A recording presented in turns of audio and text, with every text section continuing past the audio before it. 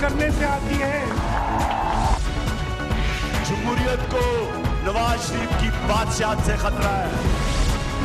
Parliament में अपने बेटे के साथ इसलिए नहीं आ रहा कि मैंने आपसी की कोई कुर्सी खींच लेनी है। मेरा मकसद है आपको भी समझाएं। अल्ताफ हुसैन साहब से हमारा मुकम्मल कतई ताल्लुक है।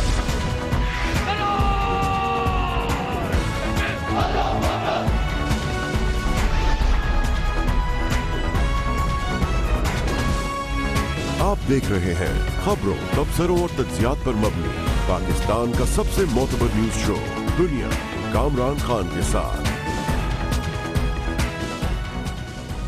अस्सलाम वालेकुम, मैं हूं कामरान खान। सियासी एक्टिविटीज़ हो रही हैं। पाकिस्तान पीपल्स पार्टी की कोशिश है कि पंजाब में किसी सूरत से अपने आप को रिवाइव करे। ये वो सूबा है जहां पर पाकिस्तान पीपल्स पार्टी बनी थी और ये कभी पीपल्स पार्टी का गढ़ भी हुआ करता था, लेकिन आज ये पाकिस्तान पीपल्स पार्टी के लिए इबरत का एक सूबा बन गया है, क्योंकि यहाँ पर पाकिस्तान पीपल्स पार्टी बुरी तरह से सियासी हैसियत अपनी कमज़ोर कर चुकी है या ज़ाइल कर चुकी है। अब पंजाब में अगर अपने आप को सियासी तौर पर मुतहर्रिक करना है तो उसके लिए पंजाब के दिल लाहौर में अपने आप को मुतहर्रिक करना पीपल्स पार्टी के लिए बहुत ज़रूरी है, जिसके लिए आज लाहौर के नासिर बाग का इंतखाब किया। पीपल्स पार्टी ने एक सियासी शो किया है नासिर बाग में और इसके लिए मौजू उन्होंने चुना लाहौर में और पंजाब में होने वाली मौजूदा जो लोड शेडिंग की कैफियत है उसके हवाले से। और ये मौका उन्होंने इसको भी स्कोर सेटल करने के लिए भी लगा कि उसके लिए इस्तेमाल किया जा रहा है, क्योंकि जून 2012 में जब पाकिस्तान पीपल्स पार्टी की हुकूमत थी तो इसी लाहौर में उस वक्त के वज़ीर आला जनाब शहबाज शरीफ ने हुकूमत के खिलाफ डेरा दिया था, एक धरना दिया था मीनार पाकिस्तान पे और मौजू था उसका लोड शेडिंग ही। ऐसा लगता है कि आज वही स्कोर सेटल किया है। जून 2012 में वज़ीर आला पंजाब जनाब शहबाज शरीफ वफाकी हुकूमत की लोड शेडिंग के खिलाफ मीनार पाकिस्तान पे बैठे थे और मंजर देखने वाला था, वो हाथ से पंखा जल रहे थे और हुकूमत के खिलाफ एहतजाज कर रहे थे। आइए आपको याद दिलाएं। मैं इस्लामाबाद के हुक्मरानों को ये कहना चाहता हूँ कि अगर तुमने पंजाब के खिलाफ ये साजिश बंद न की, पंजाब की बिजली बहाल न की, तो काले बैंड बांध के इस्लामाबाद का मार्च करेंगे। झंग में 22-22 घंटे बिजली न आए, लाहौर में 18-18 घंटे बिजली न आए, कराची में 24 घंटे बिजली आए, इसलिए कि हम पाकिस्तान के अंदर पंजाबी हैं। सबसे ज्यादा अंधेरे पंजाब में हैं, इसलिए कि ये पंजाब के साथ सुधेरी माँ का सलूक करना। बिजली की लोड शेडिंग में पेशावर से लेकर कराची तक 18 करोड़ आवाम को तबाह हाल कर दिया है। अगर आपने अंधेरे खत्म करने हैं तो अली बाबा 40 चोरों का दिया गुल करो, पाकिस्तान का दिया जल जाएगा इंशाल्लाह।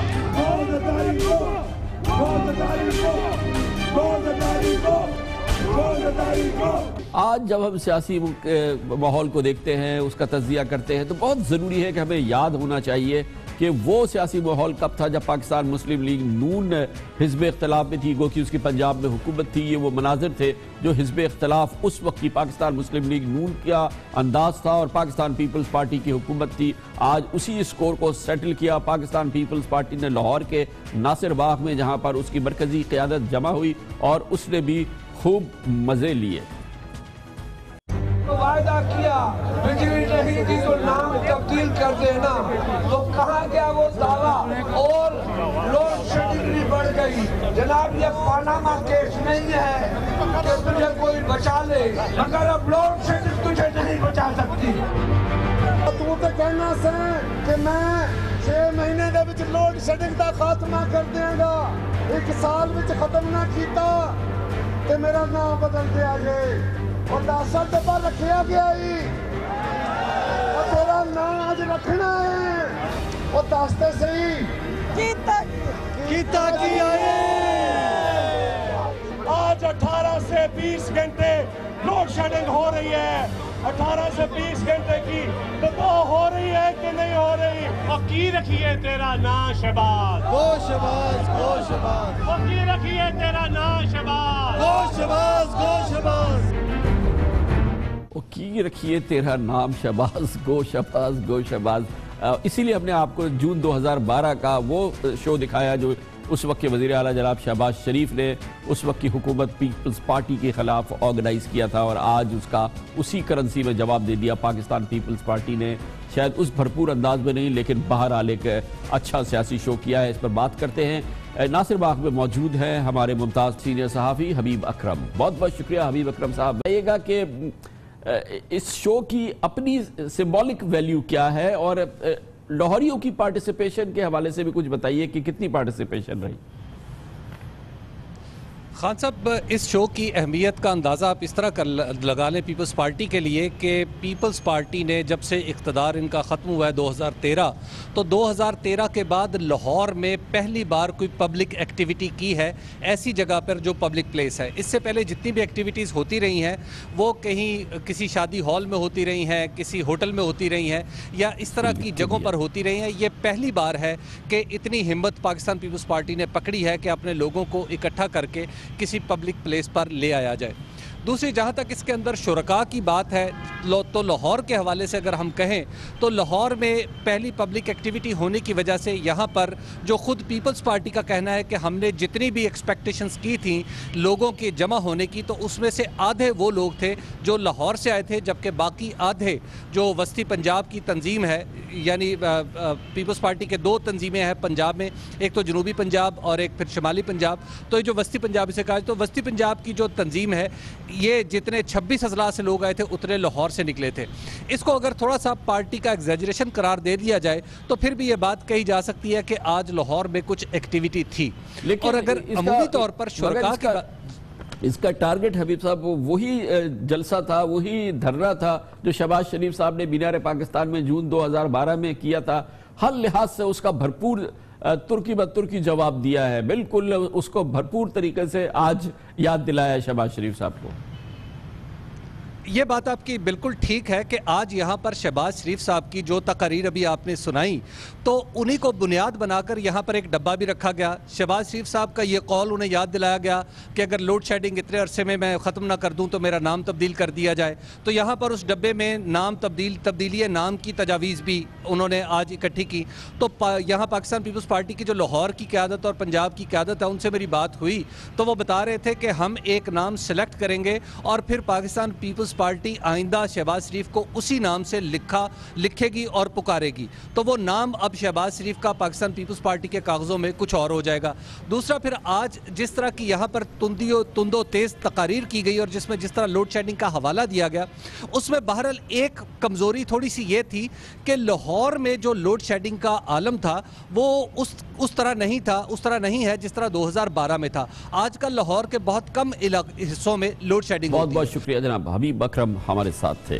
कमर्शियल ब्रेक, उसके बाद रहेंगे पंजाब में ही, जहां पर नहरी पानी का मसला कभी आपने नहीं सुना होगा, लेकिन वहां पर ये बड़ा मसला है। नहरी पानी आपाशी के लिए जो इस्तेमाल होने वाला पानी है, वीआईपीज़ को किसी और अंदाज में मिलता है, जो वीआईपीज़ नहीं हैं ज़ेरी पंजाब में उनको नहीं मिलता है, वो मुंह देख रहे हैं। सीरियस मामला है जो मीडिया में नहीं आया, लेकिन हम आपके सामने रखेंगे छोटे से वक्फे के बाद। Welcome back. हमने पिछले माह आपको बताया था कि सिंध में किस तरह सरकारी सरपरस्ती में बाकायदा एक निज़ाम के जरिए, जिसमें पीपल्स पार्टी के बड़े शामिल होते हैं, ज़रूरी पानी चोरी हो जाता है, जिसकी वजह से नहरों की टेल पर यानी ज़ेरी सिंध में रहने वाले काश्तकार पानी से महरूम हो जाते हैं और उनके खेत वीरान हो जाते हैं। लेकिन आज हम आपको बताएंगे ये मामला खालिसतन सिंध का नहीं है, ऐसी ही कैफियत है पंजाब में भी, मगर इस अंदाज की नहीं, दूसरे अंदाज से, जहां पर बड़े पैमाने पर ज़रूरी पानी चोरी किया जा रहा है, जिसकी वजह से छोटे काश्तकारों की फसलें तबाह हो रही हैं। पंजाब में महकमा आपाशी की मिली भगत से नहरों के आखिरी सिरे पर बसने वाले किसानों का तकरीबन 65% पानी जो है वो चोरी हो रहा है। मुख्तलिफ हिसाब से, मुख्तलिफ तरीक़ों से पानी चोरी होने के जो बड़े वाक़यात हैं वो ननकाना साहब में हो रहे हैं, शेखुपुरा में, और लाहौर के नवाही इलाकों में भी ये मामलात हैं। गुजरावाला, हाफिजाबाद, कसूर, मुल्तान समेत जनूबी पंजाब के मुख्तलिफ अजला भी इससे मुतासिर हो रहे हैं। पंजाब में ज़रूरी पानी की चोरी किस अंदाज से हो रही है, इसके बारे में हम आपको दिखाते हैं एक खुसूसी तहकीकाती रिपोर्ट जो हमारे नुमाइंदे हसन रजा ने तरतीब दी। हमारी इतनी ज़मीन बंजर पड़ी हुई है, पानी नहीं है। जो बड़े लोग ने, जो बड़े अफसर लोग जिन्हें उन्होंने पानी दे छड़ते हैं, सानू गरीबों पानी देंदे कोई नहीं। ضلع قصور کے منظور حسین جس کے 4 بچے ہیں لیکن کمائی صرف زمینوں سے ہی آتی ہے. اگر زمین سے بھی کمائی نہ آئے تو ان کے بچوں کا علاج معالجہ کھانے پینے سمیت کئی اخراجات رک جاتے ہیں. تو اب یہ زمین اتنی بنجر پڑی ہوئی ہے, کوئی حالت نہیں, پانی تو ترسنے پہ لوگ غریب. اگر یہ پانی پورا کرنا ہے تو بچوں واسطے کوئی چیز نہیں بچتی. تو اسی تو بڑے تنگ آ گئے, غریب آدمی کہڑے پاسے جاوے. پانی سے محروم سوکھے واٹر کورسز, بنجر پڑی ہوئی پیاسی زمینیں, چارے کی تلاش میں پھرنے والے مال مویشی. نہروں میں پانی کی صورتحال کیا ہے یہ دیکھنے کے لیے ہم مختلف ڈیموں اور بڑی نہروں تک پہنچے. نہر کنارے چلتے دور دور تک سرسبز آباد لہلہاتے کھیت نظر آئے. ہر طرف ہرے بھرے باغات, کہیں تیار فصل کاٹی جا رہی ہے تو کہیں نئی فصل اگانے کی تیاری ہو رہی ہے. یہ کسی عام یا کچھ ذمہ دار یا چھوٹے ذمہ دار کا نہیں یا چھوٹے کسان کی نہیں, بلکہ یہ ایک اعلیٰ حکومتی عہدیدار کے قریبی عزیز اور بااصل لوگوں کی زمین ہے جہاں پر موجود ہیں, جہاں سے جو ہے پانی باقاعدہ طور پہ چوری کیا جاتا ہے اور یہاں پر فصلوں کو دیا جاتا ہے, جس سے آپ دیکھ سکتے ہیں کہ کتنی زبردست جو ہے فصل اگ چکی ہے.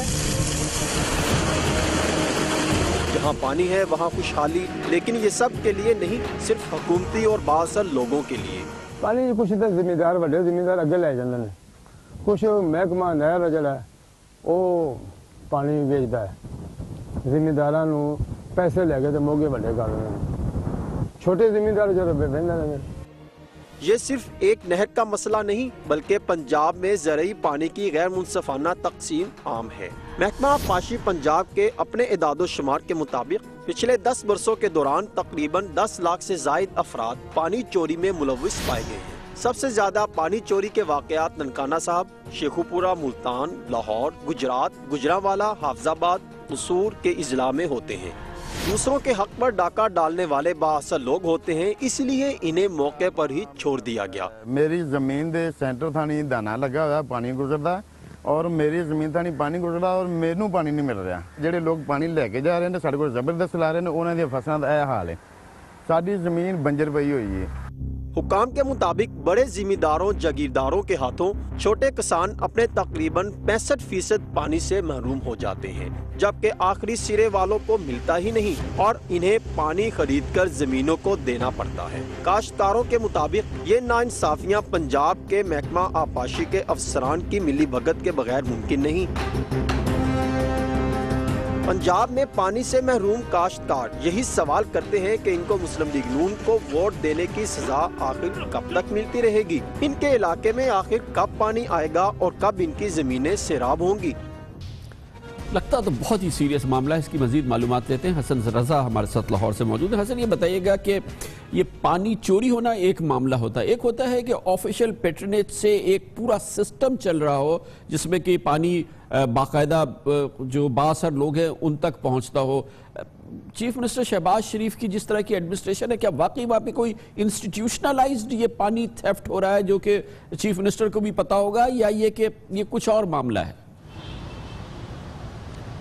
بالکل خان صاحب, یہ وزیر اعلیٰ پنجاب شہباز شریف کے علم میں لایا گیا ہے اور ہر 6 مہینے بعد پانی چوری کے واقعات کے حوالے سے اجلاس ہوتا ہے اور اس حوالے سے باقاعدہ طور پہ چیف سیکرٹری پنجاب کے ذریعے وزیر اعلیٰ پنجاب کو بھی بریفنگ دی جاتی ہے کہ کس کس ضلع میں کس جگہ پہ جو ہے پانی چوری کے واقعات میں اضافہ ہو رہا ہے. لیکن یہ واقعات جو ہے یہ مزید بڑھتے چلے جا رہے ہیں. گزشتہ برسوں کی نسبت دیکھیں تو اس رواں مالی سال جو چل رہا ہے, رواں برس میں مزید اضافہ دیکھنے میں آیا کہ پانی چوری کے واقعات مزید بڑھ گئے ہیں اور اس حوالے سے باقاعدہ طور پہ جو محکمہ آبپاشی کا ڈپارٹمنٹ ہے انہوں نے بھی اس بات کی تصدیق کی ہے کہ یہاں پہ پانی چوری کے واقعات کم نہیں ہوئے اور یہ کم ہو ہی نہیں سکتے, کیونکہ بعض لوگ ہیں ہم اگر ان کی شکایت پر FIR کے لیے درخواست بھی کریں متعلقہ پولیس ڈپارٹمنٹ کو, پولیس حکام کو, تو ان کے خلاف FIR ہو ہی نہیں سکتی. اور یہ واقعات یہ ابھی کوئی نئے واقعات نہیں ہیں, یہ ماضی میں چلتے آ رہے ہیں اور یہ مزید سنگین صورتحال اختیار کر گئے ہیں جب چھوٹے کسانوں کو, چھوٹے کاشتکاروں کو ان کے خلاف پرچے درج کروائے جاتے ہیں کیونکہ ان کو مجبوری ہوتی ہے کہ ان کو پانی چاہیے ہوتا ہے. ان کی بنجر زمینیں پڑی ہیں, جب انہوں نے اپنی زمین کو پانی لگانے کے لیے جب ان کی جانب سے درخواست کی جاتی ہے ہے کہ یہ ہماری زمین کے اندر سے آپ نالا گزار کر لے کے جا رہے ہیں، کیا ہمارا حق نہیں بنتا؟ تو اس پر آواز اٹھانے پر ان کے خلاف باقاعدہ طور پہ FIR بھی درج کروائی جاتی ہے اور ان کے جو چھوٹے کاشتکار ہیں ان کو باقاعدہ طور پہ جیلوں میں بند بھی کیا جاتا ہے۔ اور یہ واقعات کم نہیں ہوئے، اگر آپ دیکھیں تو گزشتہ 10 برسوں کے دوران تقریباً 10,71,970 افراد چوری میں ملوث پائے گئے، لیکن ان میں زیادہ تر تعداد خان صاحب یہ صرف وہ لوگ ہیں جو بااثر شخصیات ہیں اور زیادہ تر حکومتی جماعت سے تعلق رکھتے ہیں۔ جب وزٹ کیا تو اس میں یہ معاملہ سامنے آئے کہ زیادہ تر جو ہے پانی چوری کے واقعات میں حکومتی جماعت سے تعلق رکھتے ہیں، جس میں ممبران اسمبلی بھی ہیں اور وہ لوگ ہیں جو ان کے الیکشن کے دوران انتخابی مہم کے دوران سب سے زیادہ آگے ہوتے ہیں اور ان کی مہم کو کامیاب بنوانے کے لیے جو ہے زیادہ تر اقدامات کرتے ہیں، جلسے جلوس منعقد کرواتے ہیں۔ بہت بہت شکریہ حسن رضا ہمارے ساتھ تھے، بہت ہی سیریس معاملہ ہے۔ کمرشل بریک، اس کے بعد ذکر کرتے ہیں کشمیر میں آزادی کی صدائیں رک نہیں رہی، بڑھ رہی ہیں اور مسلسل یہ اب پوری دنیا اس کی گواہی دے رہی ہے۔ آزادی کی صدائیں ہیں، عورتیں، بچے ہیں، دوسری جانب خود بھارت کے اندر وزیر اعظم مودی پر دباؤ مسلسل بڑھ رہا ہے کہ بات کرو، مذاکرات کرو ورنہ بہت دیر ہو جائے گی۔ بہت ہی غیر معمولی صورتحال ہے، اس کا ذکر کرتے ہیں چھوٹے سے وقفے کے بعد۔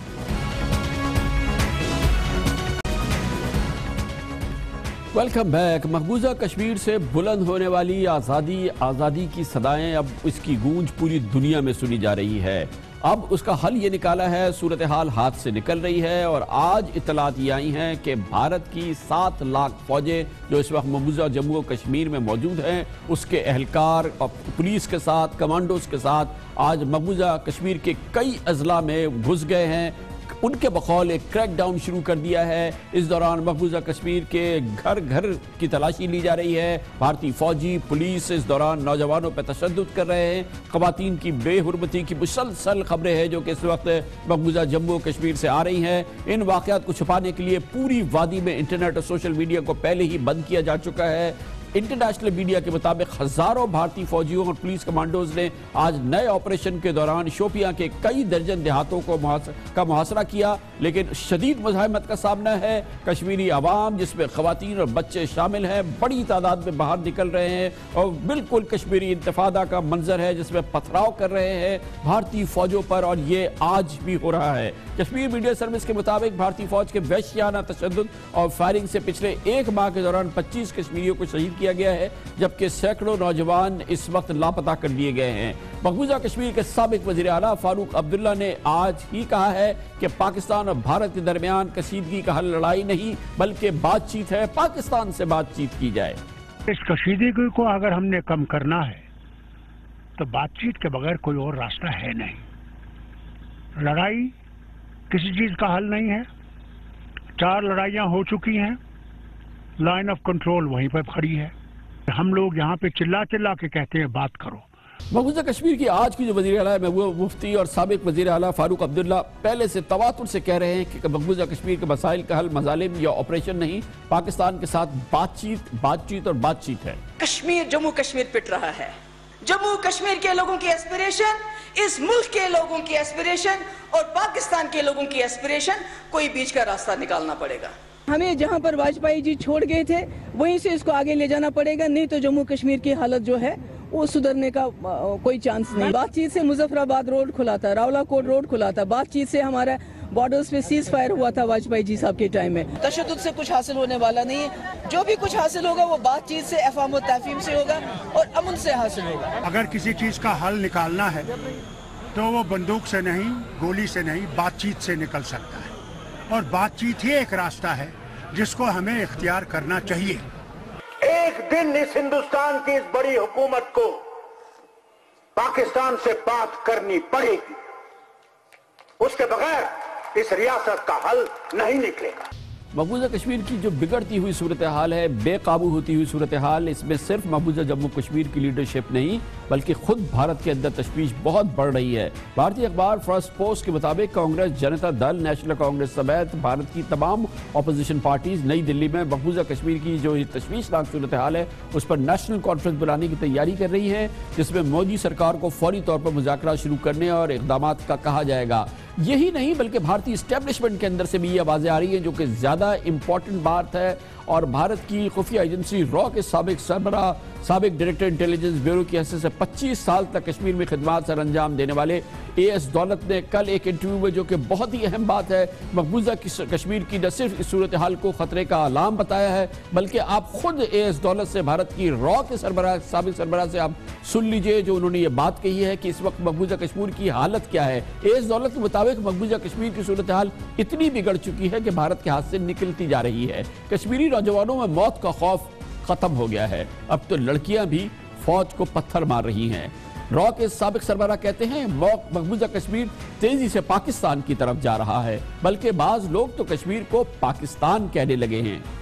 اے ایس دولت کہتے ہیں مودی سرکار پاکستان سے مذاکرات سے خوف زدہ لگتی ہے، لیکن مسئلے کا حل بات چیت ہی ہے۔ را کے سابق سربراہ کا کہنا ہے کہ بھارتی حکومت نے کشمیریوں کو مایوس کر دیا ہے، حریت پسندوں کی مقبولیت بڑھتی جا رہی ہے۔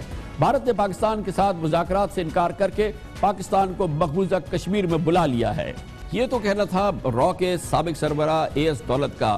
دوسری طرف تقریباً تمام ہی بھارتی حلقے مقبوضہ کشمیر میں آزادی کی تحریک کو مقامی قرار دے رہے ہیں، لیکن بھارتی آرمی چیف بپن راوت نے آج جہاں پر اپنی فوجوں کو جھونکا ایک بار پھر کشمیر کی گلیوں میں، وہ اپنی پرانی راگ الاپ رہے تھے، اور آج بھارتی فوج کے سربراہ کیا کہہ رہے تھے وہ سن لیجئے۔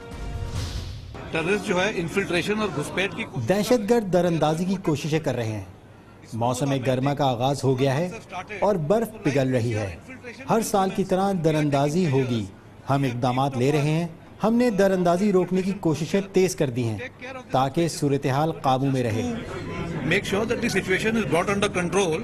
یہی وجہ ہے کہ یہ صورتحال آؤٹ آف کنٹرول ہو گئی ہے، کیونکہ بھارتی فوج کا جو سربراہ ہے وہ یہ سمجھتا ہے کہ کہیں باہر سے لوگ آ رہے ہیں، یہ عورتیں، یہ بچے، یہ نوجوان جس طریقے سے بھارتی فوج پہ پتھر مار رہے ہیں، باہر سے آنے والے کہاں سے ہو گئے، یہ پورا بھارت اس بات کی گواہی دے رہا ہے۔ لیکن اگر سمجھ میں نہیں آ رہا تو وہ بھارتی فوج کے سربراہ کو بپن راوت کو سمجھ میں نہیں آ رہا، لیکن شاید سمجھ میں آ رہا ہے، بول نہیں پا رہا ہے۔ خبر سے بریک، اس دوران آپ نیوز ہیڈ لائنز دیکھیں گے، اس کے بعد ہماری آج کی دوسری بہت اہم ترین خبریں جاری رہیں گی۔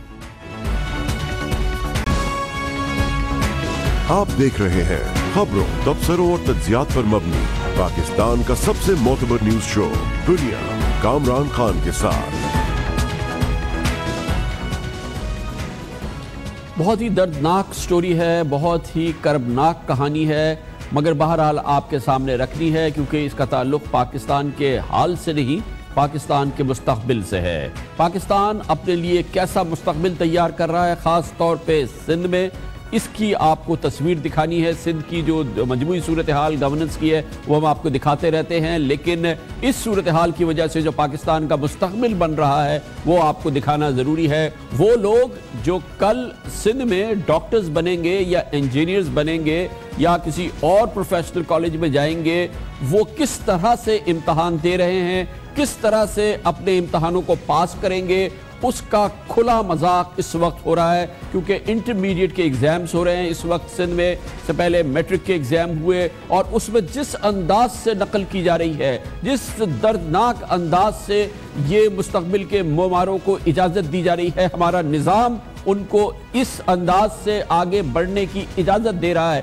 وزیر اعلیٰ سندھ سید مراد علی شاہ کے لیے انتہائی اہم بات ہے، ان کے لیے بہت شرمندگی کی بات ہونی چاہیے کہ اس حکومت میں جس کے وہ وزیر اعلیٰ ہیں، وہاں پہ اس انداز سے، اس کھلے انداز میں نقل کرائی جا رہی ہے، پورے ایک مروجہ طریقے سے، ایک ایسے طریقے سے کہ جو کہ اس سے پہلے کبھی نہیں دیکھا گیا۔ امتحانات میں نقل کے لیے اس سے پہلے گائیڈ، پھرے، بوٹیاں، فوٹو سٹیٹ وغیرہ کے طریقے سنے جاتے تھے، مگر یہ پرانی بات ہو گئی ہے۔ آج مراد علی شاہ کے سندھ میں واٹس ایپ کے ذریعے نقل کے جدید ڈیجیٹل طریقے چل رہے ہیں، اور ان کی حکومت یہ اجازت دے رہی ہے اور کروا رہی ہے۔ یہاں ان دنوں کراچی میں انٹرمیڈیٹ بورڈ کے تحت 11th اور 12th 11ویں اور 12ویں جماعت میں سائنس اور کامرس گروپ کے امتحانات جاری ہیں، جن میں نقل کرنے والے طلبہ و طالبات کو ان کے چیٹنگ کروانے والے اسمارٹ فون ٹیکنالوجی اور سوشل میڈیا کی سوجھ بوجھ سے آراستہ کیا گیا ہے۔ یہ اب سوشل میڈیا سے اور ڈیجیٹل ٹیکنالوجی سے نقل کروائی جا رہی ہے، جس کے لیے جناب مراد علی شاہ کی حکومت کے اساتذہ، ان کا نظام، ان کا بورڈ آف انٹرمیڈیٹ ایجوکیشن اس کا معاون بن گیا ہے۔ کراچی میں اب ایسے کئی واٹس ایپ گروپ سرگرم ہیں جن میں نقل کرانے والے 5,000 روپے کے عوض امتحان شروع ہونے سے آدھا گھنٹے پہلے پرچہ آؤٹ کرتے ہیں، اس کے 20 منٹ بعد قبرہ امتحان میں ہر سوال کا جواب واٹس ایپ کے ذریعے موبائل سکرین پر آ جاتا ہے اور کام شروع۔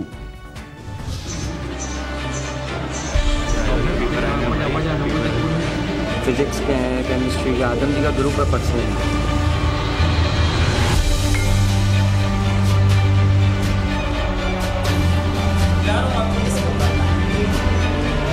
واٹس ایپ پہ گروپ بنا لیتے ہیں اور پھر پیپر آ رہا ہوتا ہے، کوئی گھر پہ بیٹھ کے پیپر سینڈ کر رہا ہوتا ہے کوئی۔ آج کل واٹس ایپ کے ذریعے پورے پیپر آ رہے ہیں سولٹ، اس سے بچہ بھائی ہوئی۔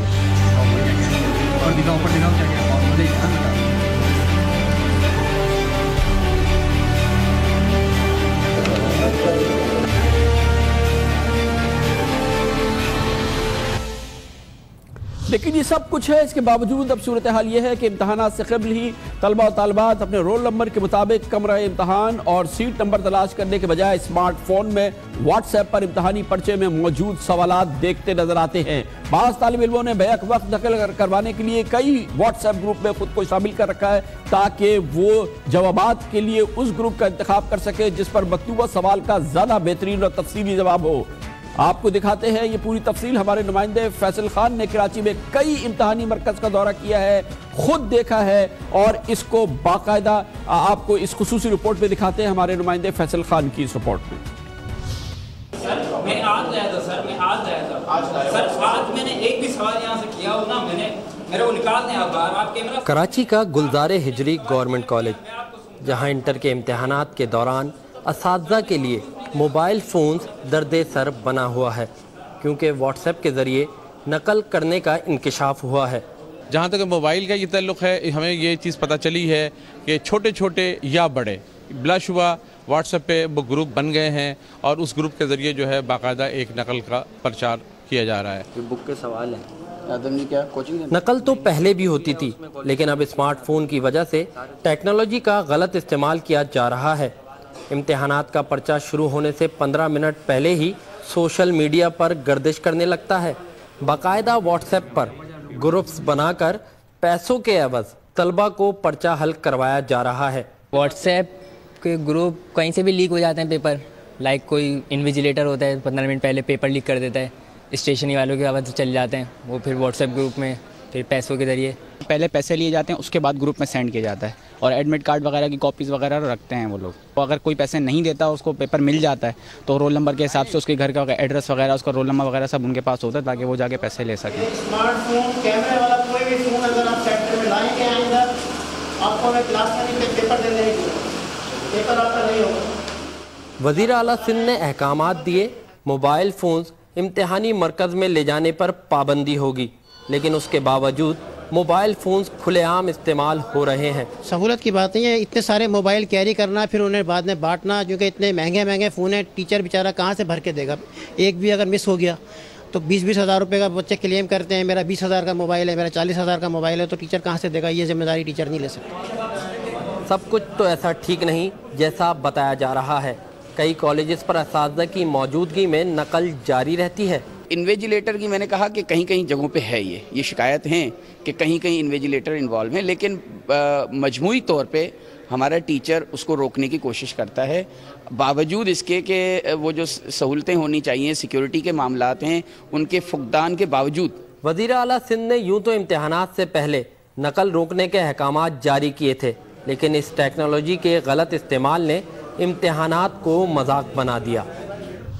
کہنے کو اس نقل کی روک تھام کے لیے قوانین بنا دیے گئے ہیں۔ کمرہ امتحان میں نقل کا مواد یا موبائل فون لے جانا قابل سزا جرم ہے، لیکن ابھی آپ نے صورتحال دیکھی۔ لیکن اس سال خاص طور پہ وزیر اعلیٰ مراد علی شاہ نے ایک بینر بنوایا تھا جو امتحانات کے مرکز کے باہر آویزہ کیا گیا ہے، جس پر کہا گیا ہے کہ آپ نقل نہ کیجئے گا، آپ موبائل فون نہ لے جائیے گا، ورنہ یہ ہو جائے گا، وہ یہ ہو جائے گا۔ آپ کو شاید پتا ہو 1.5 ماہ قبل میٹرک کے امتحانات ہوئے تھے، اس موقع پر بھی وزیر اعلیٰ سندھ نے اساتذہ، طلبہ اور ان کے والدین کے نام ایک کھلے خط میں ایک خط खुला खत लिखा था और कहा था कि इम्तहानात में नकल करने वालों के लिए माफ़ी की कोई गुंजाइश नहीं होगी, जिसने पेपर आउट किया उसे घर भेज देंगे।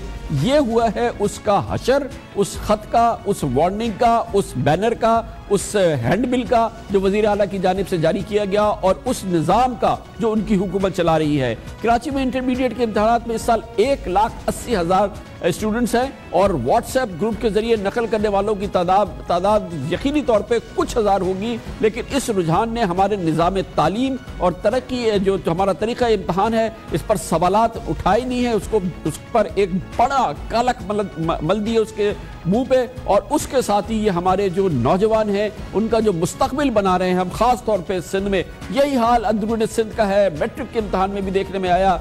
और इस पूरे जो ये सूरत हाल है ये बहुत ही शर्मनाक सूरत हाल है और यकीनी तौर पे एक बड़ा लम्हा फिक्रिया होना चाहिए पूरे पाकिस्तान के लिए और इस सूबे के लिए। ये जो इस वक्त कैफियत चल रही है, ये व्हाट्सएप ग्रुप्स के जरिए, स्मार्टफोन्स के जरिए भरपूर नकल का ये निज़ाम जो चल रहा है, इस पर मज़ीद बात करते हैं। हमारे कॉरेस्पॉन्डेंट फैसल खान हमारे साथ मौजूद है। फैसल, बताइएगा क्या ये सूरत हाल चल रही है, कितना ये वाइड स्प्रेड है और टीचर्स और जो पूरा ये निज़ाम है, क्योंकि पेपर तो पहले आउट हो जाता है, तो इसका मतलब ये कि इस निज़ाम में ही जो है वो बड़ी खराबी है या ये कि सब लोग मिल के कर रहे हैं, ये सारा एक मिला जुला है सिस्टम जो कि जिसमें बोर्ड भी इन्वॉल्व है, टीचर्स भी इन्वॉल्व है और पूरा निज़ाम इन्वॉल्व है और फिर ज़ाहिर है कि स्टूडेंट्स हैं।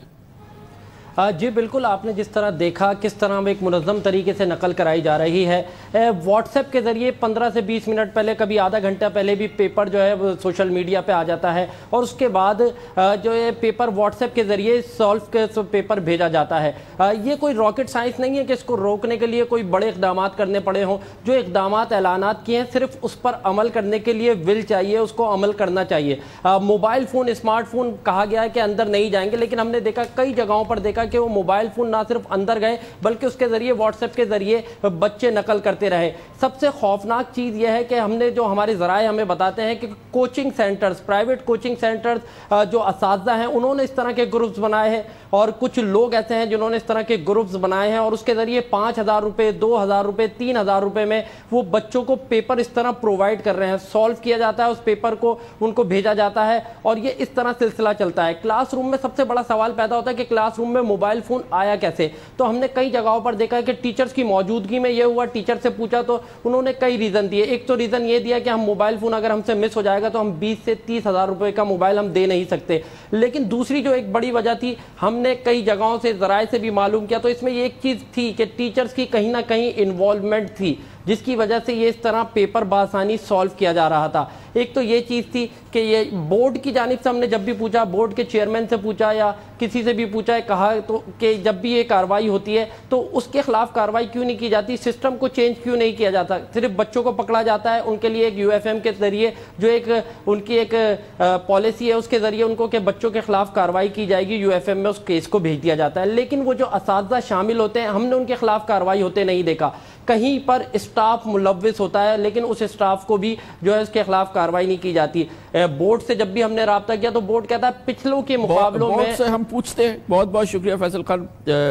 बोर्ड ऑफ इंटरमीडिएट एजुकेशन के सरबराह प्रोफेसर इनाम अहमद ने अब हमें ज्वाइन कर लिया है।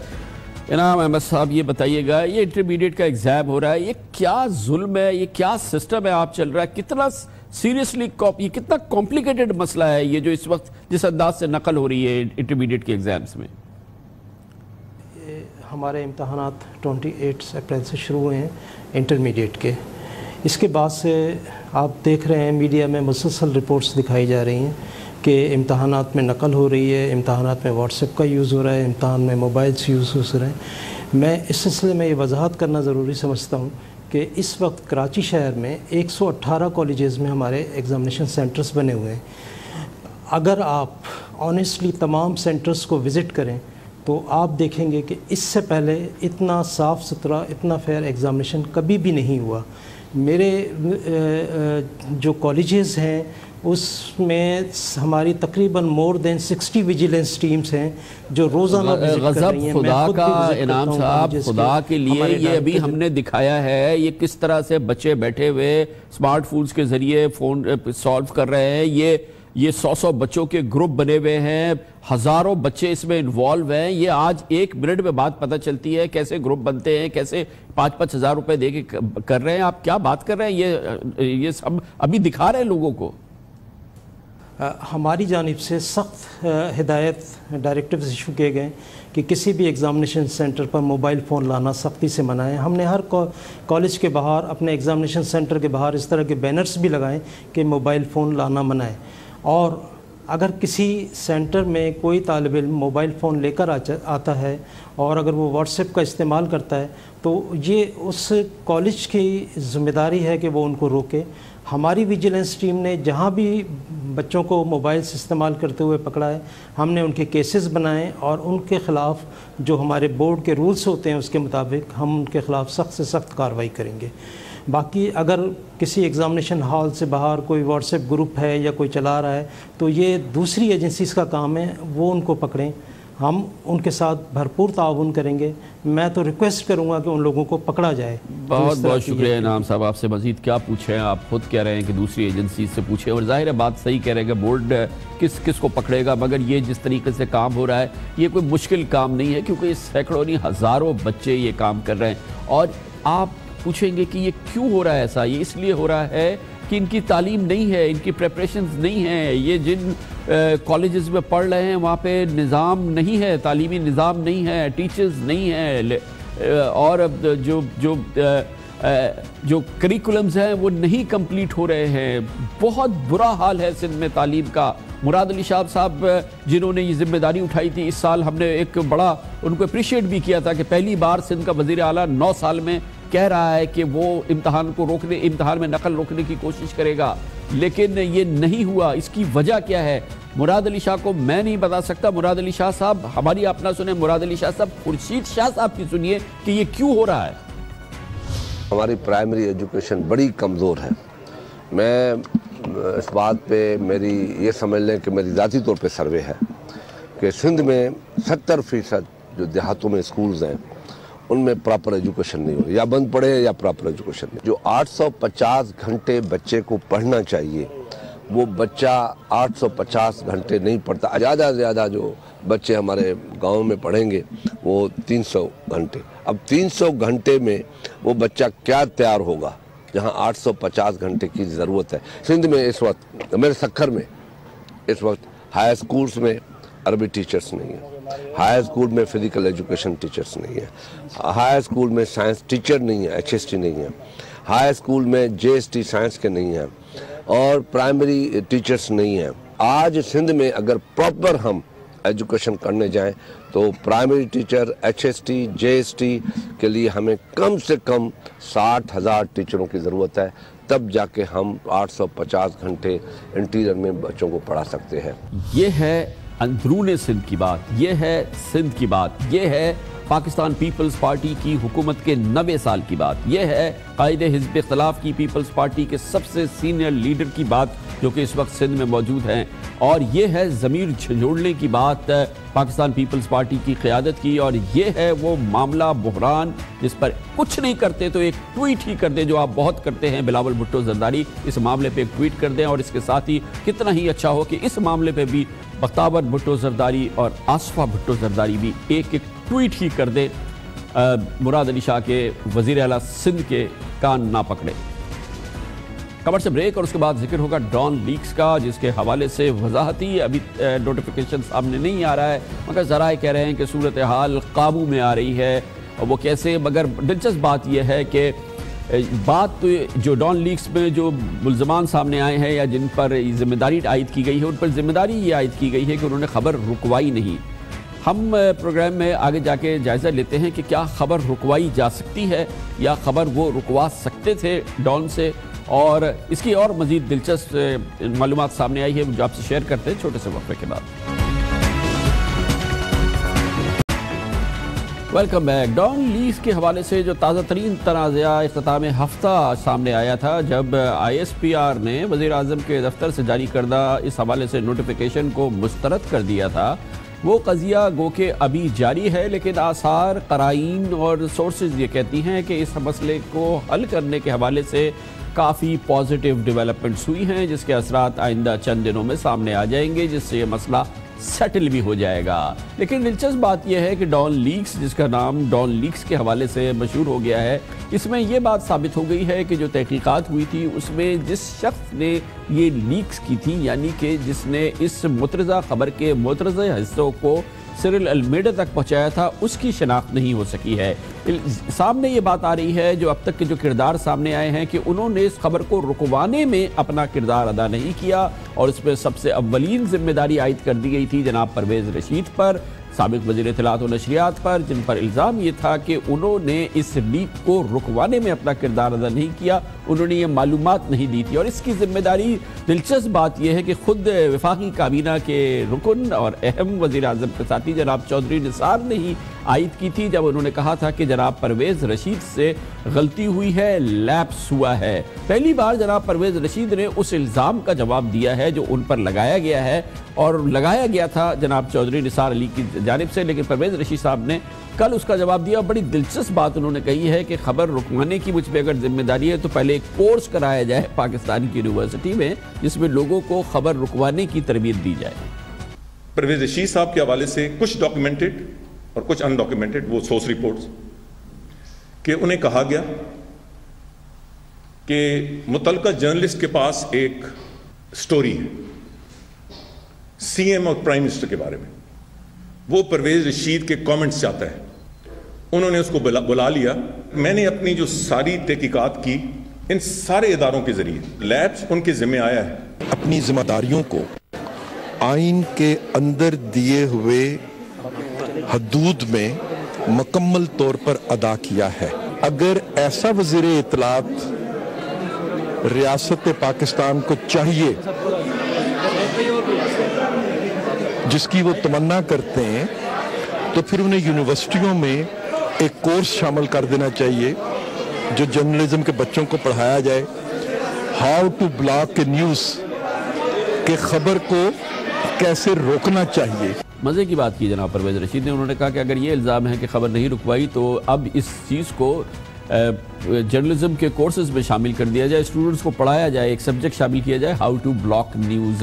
لیکن صرف یہی معاملہ نہیں ہے، جناب چودھری نثار علی خان نے اس خبر کے چھپنے کے چند دنوں بعد مزید بھی ذمہ داری عائد کی تھی جناب پرویز رشید پر، کہ انہوں نے اپنی اس سلسلے میں جو کاوش کرنی چاہیے تھی وہ کاوش بھی نہیں کی، اس کا بھی اب جواب دیا ہے جناب پرویز رشید نے پہلی بار۔ میں اس نتیجے پہ پہنچا کہ پرویز رشید صاحب کو اس جرنلسٹ کو کہنا چاہیے تھا کہ یہ خبر غلط ہے، آپ نیشنل انٹرسٹ میں اس خبر کو نہ چھاپیں۔ اگر پرویز رشید صاحب کی وہ بات نہ مانتا تو ان کو ظفر عباس صاحب سے بات کرنی چاہیے تھی، ڈان کے انتظامیہ سے بات کرنی چاہیے تھی۔ میں نے وہی کیا جو ایک جمہوری معاشرے میں کیا جاتا ہے کہ آپ خبر کے حوالے سے صحافی کو اصل صورتحال سے آگاہ کر دیتے ہیں۔ آپ اسے مجبور نہیں کر سکتے، اپنا نقطہ نظر بتا سکتے ہیں، تو میں نے صحافی کو اپنا نقطہ نظر بتا دیا۔ دیکھنا یہ ہے کہ کیا واقعی اگر پرویز رشید صاحب کوشش کرتے یا جناب طارق فاطمی کوشش کرتے، راؤ تحسین کوشش کرتے تو یہ خبر روکی جا سکتی تھی، کیونکہ معاملہ ہے خبر روکنے کا۔ ابھی تک یہ پتہ نہیں چلا ہے کہ وہ جو مترجہ مواد اس خبر کے اندر شامل تھا وہ لیکس کس نے کیا تھا، اگر وہ سچ بھی تھا تو۔ اس پر بات کرتے ہیں اور اس کے لیے ہم نے دعوت دی ہے پاکستان کے ممتاز سینئر صحافی، سینئر ایڈیٹر جناب عارف نظامی ہمارے ساتھ موجود ہیں۔ نظامی صاحب فرمائیے گا، ڈان لیکس کے حوالے سے ایک چیز یہ تو ثابت ہو گئی ہے کہ دراصل یہ ان کی سیریل المیڈا مسلسل ان سے بات کر رہے تھے، ان سے بھی، طارق فاطمی صاحب سے بھی اور جناب راؤ تحسین پہ، اور ان کی معلومات میں تھی، وہ اب اسی خبر کے حوالے سے ان سے بار بار کہہ رہے تھے، تو ان کی معلومات میں تھی یہ بات کہ یہ خبر آ رہی ہے، اسی لیے ان پہ یہ الزام لگایا گیا، فوراً ہی ان کو ہٹا دیا گیا کہ آپ نے خبر رکوائی نہیں۔ جو لیک کرنے والا ہے اس کا نام تو ابھی ہمارے سامنے نہیں ہے، جو دراصل ملزم ہے۔ جی ہاں، یہ اب یہ چارج جو ہے یہ بڑا کوئی عجیب ڈبل ایجڈ قسم کی سوارڈ ہے کہ ان کے علم میں تھی جیسے آپ کہہ رہے ہیں، میرے علم میں تو یہ بھی نہیں، کیونکہ مثلا جو پی آئی او صاحب وہ ڈرایا کرتے ہیں کہ ان کو اس خبر کا پتہ بھی تھا، لیکن شاید ان کو پتہ ہو، اور مقصد یہ ہے کہ شاید جو کمیشن ہے اس کا کہنا یہ ہے کہ یہ دانستہ طور پہ انہوں نے اس خبر کو رکوانے کی کوشش نہیں کی یا اپنے سپیریئر سے بات نہیں کی اور اس لیے کلپیبل ہے. دوسرے ایک اس میں اور جو مسئلہ مجھے نظر آتا ہے کہ جو اس کمیشن نے آیا کسی میڈیا ورلڈ سے کسی کو بطور ایکسپرٹ یا ممبر آف دا کمیشن رکھا بیچ میں, یا کم از کم ان سے بات کر کے پوچھتے کہ اخباروں کی اور منسٹری انفارمیشن کی اور پی آئی او کی کیا ریلیشن شپ ہوتی ہے. اس معاملے میں میں کچھ نہیں کہہ سکتا. لیکن نظامی صاحب ایک بات تو بالکل طے ہے نا کہ یہ شاید حکومت میں کسی کو گمان ہو کہ خبر رکوا سکتا ہے وزیر اطلاعات یا کوئی بھی گورنمنٹ آفیشل مجھے آپ کو یا ہمارے ساری لائف کے اندر کوئی کس طرح سے کوئی خبر رکوانا, شاید یہ کسی غلط فہمی کی بنیاد پر یہ بات کی جا رہی ہے کہ کوئی خبر رکوا سکتا ہے, کسی چیز کو مکمل طور پہ کل کرا سکتا ہے. یہ شاید آگاہی نہیں ہے. میں یہ کہہ رہا ہوں کہ یہ ادراک نہیں ہے کمیشن کے ارکان کو اور سربراہ کو بھی کہ یہ خبر رکوانا جو ہے نا کبھی کامیاب بھی ہو جاتے ہیں, کبھی نہیں بھی ہوتے, کبھی جا کے آپ چلے پیر ویر پکڑ سکتے ہیں. دوسرا یہ ہے کہ جو اوریجنل ریئیکشن تھا اس میں وہ بڑا عجیب تھا. یہ خبر کے بارے میں آج تک بڑی مسٹری ہے کہ ایک طرف کہا جا رہا ہے کہ یہ لیک ہے, دوسری طرف کہہ رہا تھا کہ یہ فیبریکیٹڈ ہے. تو مقصد ہے کہ یہ تو پھر یہ بات ہوئی نا کہ پہلے گھڑی گئی خبر کسی اقتدار کے ایوان میں, سویلین اقتدار کے ایوان میں, پھر اس کو لیک کیا گیا. تو یہ تو ڈبل جیپٹی ہے. یہ تو اسی صورت اس کی ساری باتیں باہر آئیں گی, کیونکہ اب یہ عام طور پہ سمجھا جا رہا ہے کہ جو اس کے اصل کلپریٹس ہیں, جس طرح آپ نے کہا تھا لیکر, اس کو چھپانے کی کوشش کی جا رہی ہے. اس لیے بہت ضروری ہے کہ اس کمیشن کی جو کم از کم آپریٹو پارٹ ہیں ان کو مینو این شائع کر دینا چاہیے. بہت بہت شکریہ جناب عارف نظامی ہمارے ساتھ ہیں. کمرشل بریک اس کے بعد ذکر کریں گے عمران خان کا الزام جناب شہباز شریف پہ. تازہ الزام یہ ہے کہ 10 ارب روپے انہوں نے کی پیشکش انہیں کی تھی کہ پاناما کیس سے واپس آ جائے, لیکن پہلا الزام نہیں ہے. اس سے پہلے بھی بہت بڑے بڑے الزام وہ جناب شہباز شریف پہ براہ راست لگا چکے ہیں. پہلے بھی جناب شہباز شریف نے کہا تھا کہ وہ عمران خان کو عدالت میں لے کے جائیں گے, اس دفعہ بھی کہا ہے, مگر لے کے نہیں جاتے اور ابھی بھی نہیں لے کے گئے ہیں. کیا وجہ ہے یہ پوچھیں گے کمرشل بریک کے بعد. Welcome back. پاکستان کی سیاست میں معمول کا عمل ہے سیاستدانوں کا ایک دوسرے پہ الزام لگانا, جوابی الزامات لگانا, ایک نارمل نیوز سائیکل کا حصہ ہے. لیکن بعض الزامات ایسے ہوتے ہیں جو کہ انتہائی خطرناک ہوتے ہیں, دور رس ہوتے ہیں, اور اس کے جواب میں سیاستدان کہتے ہیں کہ جس پر یہ الزام لگایا جائے کہ وہ عدالت میں اس معاملے کو لے کے جائے گا, مگر باوجود ایسا بھی نہیں ہوتا ہے, جو کہ پھر ایک شک کی گنجائش پیدا کرتا ہے. حالیہ جو الزام جس نے پورے ملک میں سنسنی دوڑا دی وہ پاکستان تحریک انصاف کے سربراہ جناب عمران خان کی جانب سے آیا تھا, جس میں انہوں نے کہا تھا کہ انہیں جناب شہباز شریف اور ان کے ایک مشترکہ دوست نے جناب شہباز شریف کی طرف سے پیشکش کی تھی کہ اگر وہ پاناما کیس سے پیچھے ہٹ جائیں تو انہیں 10 ارب روپے دیے جائیں گے. مجھے 10 ارب روپے کی آفر آئی اور جو آفر لے کے آیا اس کو کہا گیا کہ 2 ارب تمہیں دیں گے اگر تم اسے منا لو, اور بڑا اچھا ہو کہ آپ مجھے عدالت میں لے کے جائیں, کیونکہ مجھے صرف اس لیے اس کا نام نہیں لے رہا کہ مجھے پتہ ہے آپ سیاستدان نہیں, آپ مافیا ہیں, آپ اس کا کاروبار بند کر دیں گے, اس لیے میں اس کا نام نہیں لے رہا. لیکن عدالت میں آؤ, مجھے بلاؤ, میں اس کا نام بھی لوں گا.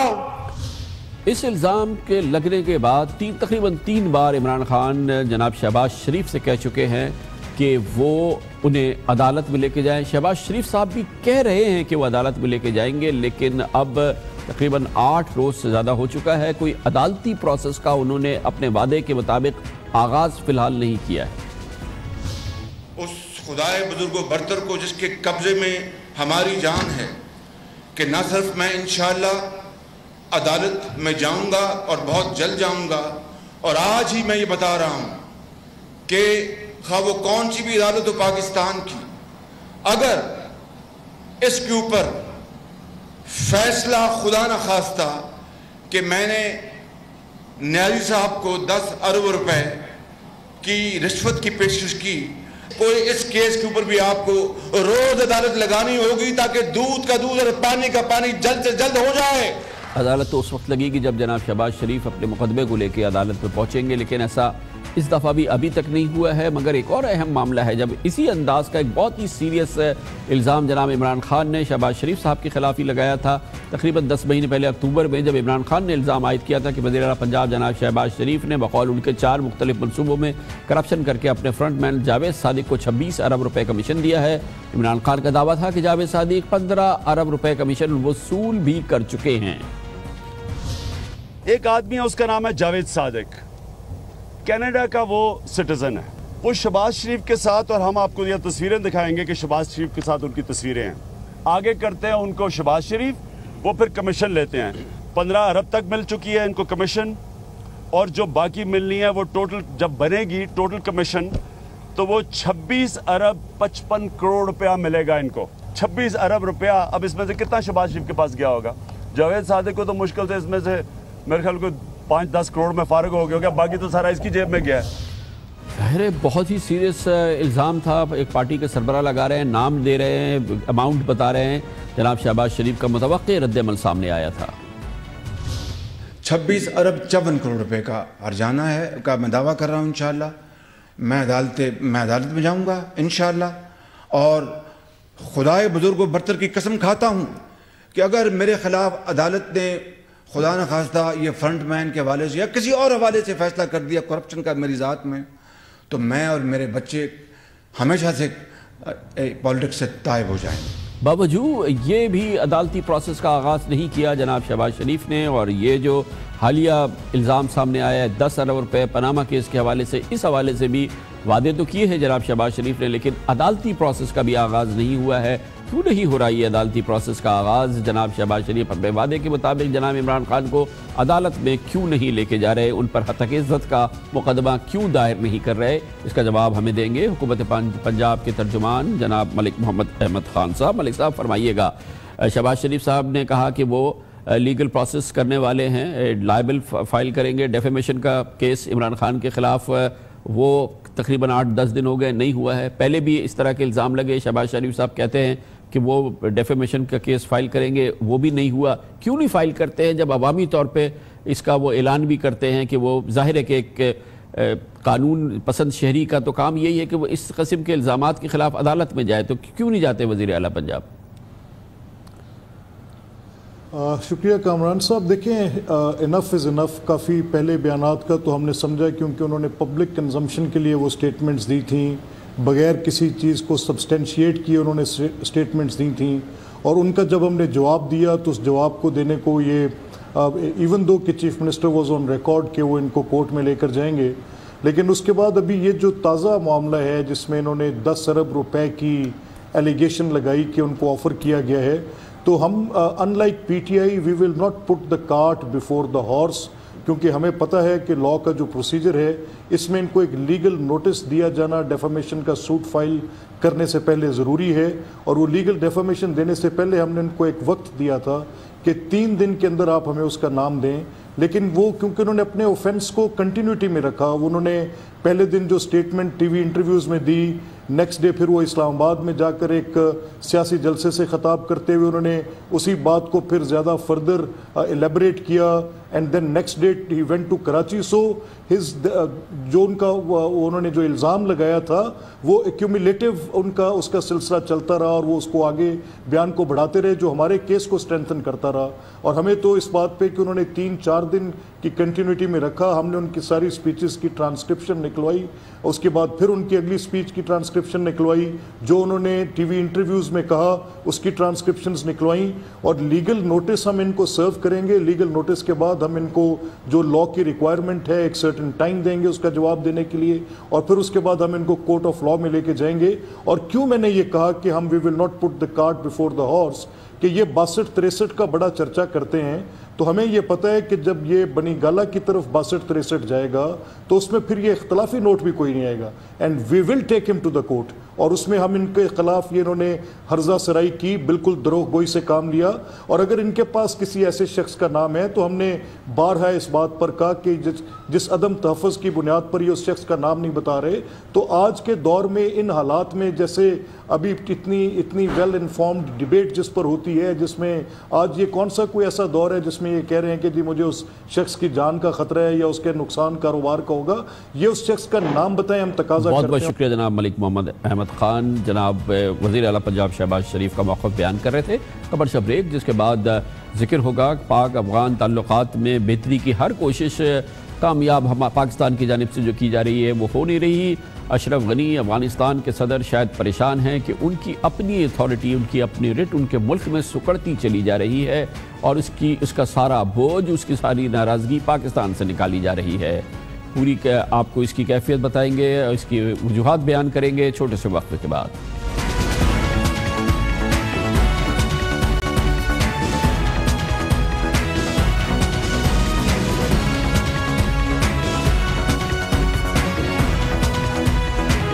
Welcome back. پاکستان اور افغانستان کے تعلقات میں بہتری نہیں آ پا رہی ہے۔ پاکستان کے سول اور عسکری حکام لگتا ہے کہ کوشش تو کر رہے ہیں کہ افغانستان کے تحفظات کو دور کیا جائے۔ اسی حوالے سے ڈی جی ISI کے ساتھ ایک وفد نے حالیہ دنوں میں کابل کا دورہ بھی کیا ہے، مگر حالات میں کوئی بڑی بہتری نظر نہیں آ رہی، بلکہ اس دورے کے 2 روز بعد اپنی کمزور سیاسی پوزیشن کا سہارا لیتے ہوئے افغان صدر اشرف غنی نے ایک بار پھر پاکستان پر دہشت گردی کی سرپرستی کا الزام لگا دیا ہے۔ وہ پاکستان سے معذرت مانگ رہے ہیں۔ افغان حکومت کے جو ترجمان ہیں ان کا کہنا یہ ہے کہ جب تک پاکستان مزار شریف، کابل اور امریکی یونیورسٹی اور قندھار کے حملوں کے ذمہ داروں کو حوالے نہیں کرے گا، صدر اشرف غنی پاکستان نہیں جائیں گے۔ اس وقت افغان حکومت کی یہ رٹ بہرحال تیزی سے ختم ہو رہی ہے۔ یہ اپنی جگہ حقیقت ہے کہ جو اس وقت افغان حکومت کی یا صدر اشرف غنی کی رٹ ہے وہ خود افغانستان پہ پوری نہیں ہے، اور اس حوالے سے مختلف بین الاقوامی میڈیا، مغربی میڈیا بار بار بتاتا ہے کہ مشکل سے 40% ایسا علاقہ ہے جہاں پر افغان حکومت کی رٹ ہوگی، اور جہاں پر افغان حکومت کی رٹ بھی ہے وہاں پر بھی اشرف غنی کی رٹ جو ہے وہ بہت تیزی سے تحلیل ہو رہی ہے۔ افغانستان کی موجودہ صورتحال کے بارے میں ہم آپ کو دکھاتے ہیں خصوصی رپورٹ۔ اشرف غنی کا 3 سالہ دور صدارت پہلے دن سے بحرانوں میں گھرا رہا ہے۔ صدارتی الیکشن کے نتائج اتنے متنازع اور منقسم تھے کہ انہیں امریکہ کی ثالثی میں اپنے سب سے بڑے مخالف عبداللہ کے ساتھ شراکت اقتدار کرنا پڑا۔ تب سے افغانستان کی یہ نیشنل یونٹی گورنمنٹ زیادہ تر مفلوج رہی ہے۔ پارلیمنٹ اور صدارتی محل کے درمیان اختیارات کی کھینچا تانی نے حکومت کو مزید کمزور کیا۔ جب مسٹر غنی نے اپنے دور صدارت کے پہلے سال میں پاکستان کی طرف دوستی کا ہاتھ بڑھایا تو انہیں افغانستان میں اپنے اتحادیوں اور مخالفین دونوں کی طرف سے سخت تنقید کا سامنا کرنا پڑا۔ ناقدین نے انہیں خبردار کیا کہ بھارت کو نظر انداز کر کے پاکستان پر اعتماد کرنا سیاسی حماقت ہوگی، اور جب افغان طالبان کے حوالے سے پاکستان سے ان کی توقعات پوری نہ ہوئیں تو آخرکار انہوں نے بھی سابق صدر حامد کارزائی والا لب و لہجہ اختیار کر لیا۔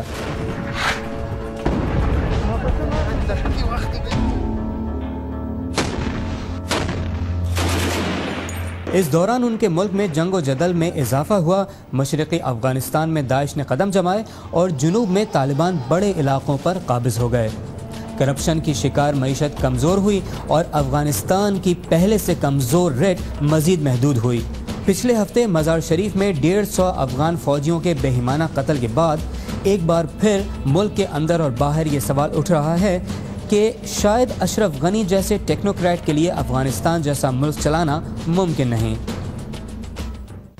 پاکستان کی بہرحال کوشش ہے کہ افغانستان ایک بہت ضروری امپورٹنٹ ہمسایہ ہے، قریبی ہمسایہ ہے، اس کے ساتھ تعلقات میں بہتری آنی چاہیے۔ اس کے لیے ایک جو انیشیٹو حالیہ دنوں میں لیا گیا، اس میں پاکستان میں قومی اسمبلی کے اسپیکر ایاز صادق ایک پارلیمانی وفد کے ساتھ افغانستان بھی گئے، جہاں پر ان کی افغان حکام سے بہت اہم ملاقات بھی ہوئی۔ افغانستان میں موڈ کیا ہے اور اس کا کیسے مقابلہ کیا جا سکتا ہے، وہاں پہ پنپنے والی صورتحال کا اس وفد میں شامل تھے پاکستان کے سابق وزیر داخلہ اور سینئر پارلیمنٹیرین آفتاب احمد خان شیرپا، جو کہ ہمارے ساتھ اس وقت موجود ہیں۔ بہت بہت شکریہ شیرپا صاحب، فرمائیے گا، بڑا امپورٹنٹ یہ دورہ تھا آپ کا، لیکن اس دورے کے بعد بھی ایسا لگتا ہے کہ اشرف غنی صاحب کی اپنی جو بھی ان کی ریزرویشن ہے یا جو شاید اس کی وجہ ان کی ویکنسز ہو جو ان کی گورنمنٹ کی ہوں، لیکن وہ دور نہیں ہو پا رہی ہیں۔ افغانستان میں کیا پرسپشن ہے؟ یہ کیا صرف انڈین انفلوئنس ہے جو ان کی جو سوچ ہے اس کو اس نے پکڑا ہوا ہے، گرپ کیا ہوا ہے؟ خان صاحب، ایک تو یہ بڑا اہم پارلیمنٹری ڈیلیگیشن تھا، ہائی پاورڈ، سب پولیٹیکل پارٹیز کی ریپرزنٹیشن تھی اس میں دونوں ہاؤسز سے، تو اس لحاظ سے تو ایک بہت ہی بڑا انیشیٹو تھا، اور یہ ان کی دعوت پہ ہم گئے تھے، اور وہاں کے جتنے بھی سٹیک ہولڈرز تھے ان سب سے ملے ہیں، اشرف غنی صاحب سے، کارزئی صاحب سے، عبداللہ صاحب سے، چیئرمین سینٹ اور ان کی جو نیشنل اسمبلی کے اسپیکر ہیں، سب سے ہماری ملاقاتیں ہوئیں، اور ہم نے اپنا خیر سگالی دورہ، کیونکہ اس سے پہلے لنکیجز ہمارے ختم ہو گئے تھے، ان کو بحال کرنے کے لیے یہ سلسلہ شروع کیا گیا تھا۔ اشرف غنی صاحب نے اپنے 6 گھنٹے ان کے ساتھ نشست ہوئی، اپنی پوزیشن واضح کی کہ یہ باتیں ہیں، 6 باتیں انہوں نے بتائیں کہ اس کے اوپر عمل ہونا چاہیے، اور ساتھ ہی ساتھ یہ بھی کہا کہ ٹائم ہمارے پاس کم ہے، باوجود ہم نے یہ کہا کہ ایک سٹیپ بائی سٹیپ ہونا چاہیے، لیکن انہوں نے کہا ہمارے پاس ٹائم کم ہے اور جلد سے جلد اس کے اوپر عمل ہونا چاہیے۔ جہاں تک مزار شریف کا تعلق ہے یا کابل کے ہسپتال کا جو ہے، تو وہ پرائم منسٹر کا خط ہم لے گئے تھے ساتھ، کنڈولنس کا اور ان کے ساتھ ہمدردی کا، اور وہ ان کو بھی عبداللہ کو بھی، کارزئی صاحب کو بھی ہم نے دیا۔ لیکن یہ انڈین انفلوئنس جو جہاں تک بات ہے تو ہم نے یہ ضرور ریز کیا، انہوں نے کہا کہ نہیں ایسے کوئی بات نہیں ہے، ہمارے اپنے ایک فورن پالیسی ہے اور ہم اس کے اوپر وہ عمل پیرا ہیں، بلکہ کارزئی صاحب نے تو یہ کہا کہ میں نے انڈیا میں یہ کہا تھا کہ پاکستان اور افغانستان ٹوین بردرز ہیں، تو ظاہراً تو وہ یہی کہتے ہیں، ہم نے یہ دعوت ضرور دی۔ لیکن شیرپا صاحب، ایک تو وہ کہتے ہیں، جو بھی وہ کہتے ہیں ضرور کہتے ہیں، لیکن ایک ہمارے بھی تو ایک کیس ہے کہ جو یہاں پر ہونے والی جتنی ٹیررزم ہے جو ساری دنیا دیکھتی ہے، اور پاکستان ورسٹ وکٹم ہے ٹیررزم کا، وہ سارے جو جماعت الاحرار اور ٹی ٹی پی اور فضل اللہ، یہ سب افغانستان میں، اس پہ کوئی ڈاؤٹ نہیں ہے کسی کو۔ تو پاکستان کا بھی تو اس پہ ایک بڑا کنٹینشن ہے، اور پھر جو انڈین انٹیلیجنس وہاں سے آپریٹ کر رہی ہے، دوسری انٹیلیجنس ایجنسیز آپریٹ کر رہی ہیں، تو کارزئی صاحب تو ایسی بات کر رہے ہیں جیسے کہ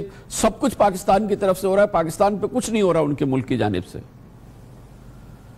یہ بات صحیح ہے، ہم نے تو ان کی بات سنی، اور یہ ہم نے ضرور کہا کہ یہ آپ بھی ایک ہائی پاورڈ اسی طریقے سے ڈیلیگیشن بھجوائیں تاکہ ہمارا پوائنٹ آف ویو آپ سن لیں کہ کیا کیا باتیں ہیں، پھر اس کو سامنے میز پہ رکھ لیں دونوں، اور اس میں جو کچھ ہو سکتا ہے دونوں سائڈ سے، چاہے افغانستان سے ہے چاہے پاکستان سے، اس کے اوپر عمل کریں گے اور باقی کے لیے کوئی راستہ ڈھونڈیں گے۔